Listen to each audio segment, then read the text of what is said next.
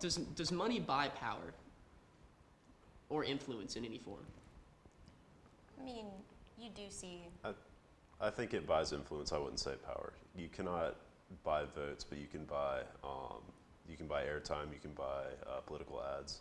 So in that way, yes, but I would not say it buys elections. Okay. Same question to the Democrats. Absolutely. Look at the CNN debate with the Democratic candidates. A lot of the polls out there were saying that Bernie won, whereas CNN's own debate said that Hillary won. And look at Hillary. One of her PAC donors is Time Warner Cable, and she has the money and she has the influence. And I think money leads to influence, and influence leads to power. Okay. Now a more specific question on the same topic to the Republicans. It's now about 7 years since the world's financial system was brought to its knees and had to be bailed out by taxpayers at a cost of billions. Millions of people lost their jobs or suffered from low living standards because of the recession. Yet almost no bankers have faced legal sanctions for their part in causing the crisis. Is this a symptom of a society where wealth blinds the eye of justice? I'd say no. The bankers who issued the subprime loans basically had a cash cow where they could sell off the faulty loans to Fannie Mae and Freddie Mac. So they basically had a way to make money without getting in trouble. Should they have been prosecuted? No, but I do believe they should have lost their jobs. Well, more specifically, what about the president of Bank of America, for example, who knew about all of these things that were going on that were imperiling the economy, but did so anyway? Should he or the presidents of other similar banks be faced with prosecution? I don't believe so. You don't believe so? I think they should have lost their jobs, though. I mean, I think if they knew, personally, I think if they knew, they should have some repercussions about it. Democrats, is this a symptom of a society where wealth blinds the eye of justice? Absolutely. I don't know how you could look at that scenario and look at that situation and say that they shouldn't be prosecuted. I don't know why they aren't in jail right now. That is illegal, and they should be held to those actions.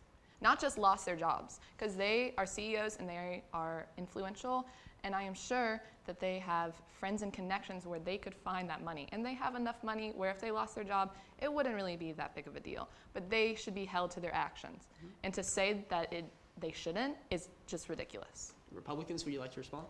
I think, well, first of all, when you say they have friends and connections, we're talking about billions and billions of dollars. I don't think they can go to their buddies and be like, hey, can I borrow $60 billion to cover the losses on these that I've incurred. I mean, but do you see why I think that it's kind of funny to say, well, they should just lose their job? Because when a worker loses their job, it's hard to find a job. We're all college students, we know that. But as CEO, he has millions or billions of dollars of money, billions of dollars. Hypothetically, what would he be charged with?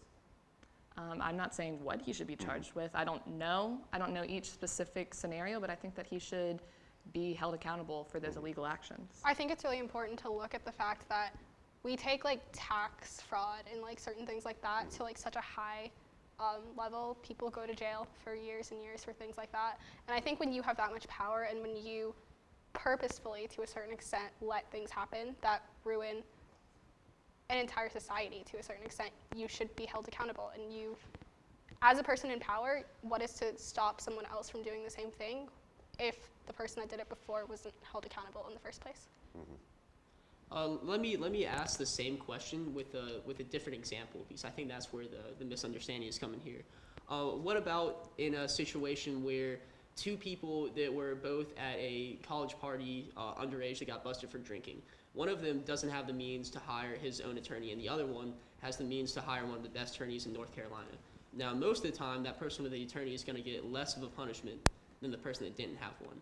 Now, that's the same kind of thing where wealth buys power and gets you off from trouble. Now, how do you justify that example? I think the reason for that is that there's so many laws, there's so much paperwork that you need an expert to navigate it. If the laws were simple, that wouldn't be the case. But if they did the same thing and one doesn't have counsel and the other does, is that not indicative of the person who has money being preferred over that person who doesn't? I mean, yes, but that's a result of the laws being so complex that that the person who does have experienced counsel knows where to go, knows what legislation to point out, where they can say, no, it was this, or you can argue it better. Democrats, would you like to respond? I would say that we need a reform in the laws that make it okay for people to loophole themselves out of things like this. It's really unsettling to realize that just money equals power, and power equals getting out of things that you knew you were doing, I guess. People should be held accountable for their actions, and to say that they shouldn't be, I think, is a very extreme statement. Republicans, do you want to respond to that? Back to the Wall Street thing, they operated within the laws that were set up by our government. They did not break any of the laws set up.